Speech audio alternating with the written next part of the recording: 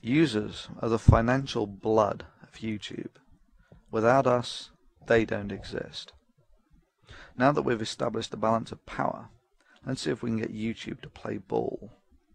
I've tried half a dozen times to contact YouTube over vote-bot attacks and flagging campaigns that constantly seem to stream over this and other channels. Interestingly, the only time I ever saw a response from YouTube was over a phishing email I received from someone claiming to be a YouTube representative. They'd given their channel an official look by embedding a featured video from YouTube's official advertised channel. I messaged this about them and they corrected the problem within hours. Oh yeah, when YouTube deems something in their personal interests, they can act quick enough. Now I feel that YouTube is aware of the problem that this channel and others are facing. They have simply elected not to communicate or act as they don't deem it in their financial interests. However, without users, YouTube is nothing. Users are the lifeblood of YouTube. Collective action by users necessitates a response by YouTube. It has been my ongoing and lengthy experience that YouTube's help system is utterly ineffective and deliberately infuriating to use. It has become clear to me that YouTube not only reads messages sent to its advertised channel, but rapidly acts on them when it's in their best interests. This is, of course, essential to their financial existence of advertising revenue. They have to read these messages. Well, you don't have to be Einstein to figure out what the most effective strategy for the users is. If you're going to protest as a user, do it where it's effective. If you're unhappy with YouTube's inaction regarding vote bots, script voting, spamming, false flagging campaigns, and YouTube's inability to correct these mistakes, then feel free to voice your concern to this woman. Welcome to YouTube's very own brand channel. This is our version of an online media kit.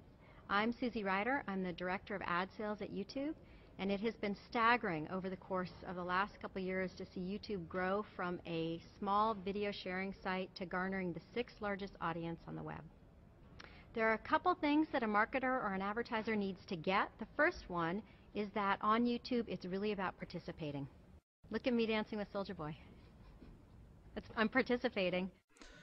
You heard Susie. It's all about participation.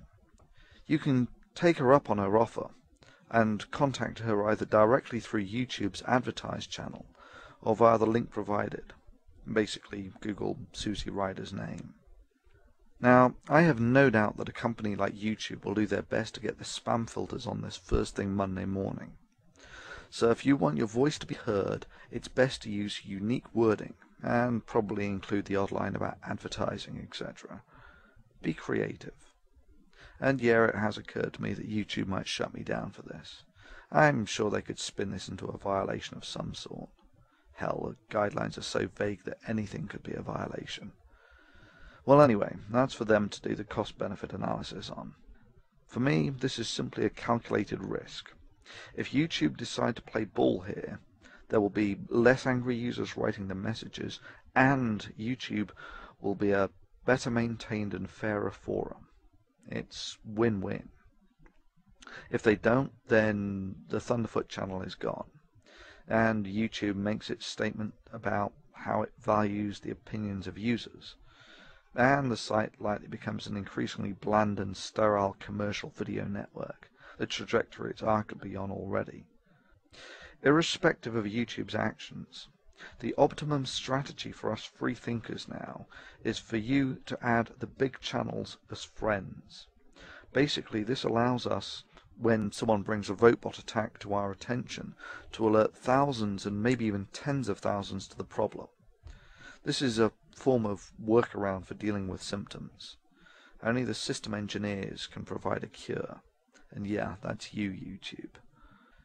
Users, the time has come for you to decide if YouTube's inaction to correct the willful abuse and the detrimental effects that this has had on your experience of using YouTube merits you writing to them. Your collective actions will decide the outcome. To a very large extent, you, the YouTube community, will get the forum it deserves. Success or failure now lie within the hands of the users. It is time to choose your path.